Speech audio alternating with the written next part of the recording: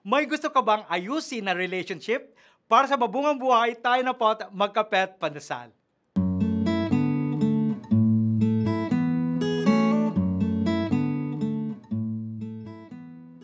Nahihirapan ka bang malampasan ang sakit at galit na dulot ng isang taong mahalaga sa iyo? Ang unang hakbang sa pakikipagkasundo ay ang pag-amin sa iyong sariling damdamin.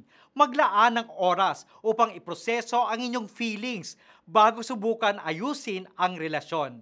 Mahalagang makinig at maunawaan ang pananaw ng taong may atraso sa iyo. Subukang tingnan ang mga bagay mula sa kanyang pananaw tulad ng iminumungkahi ni Stephen Covey, seek first to understand, then to be understood.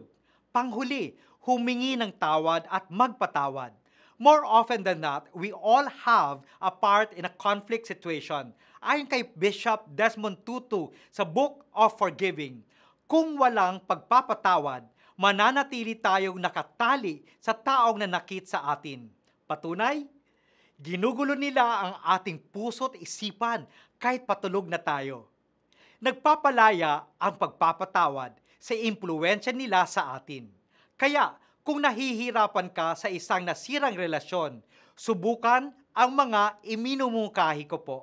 Tandaan, nagsisimula sa unang hakbang ang anumang gawain. Manalangin po tayo.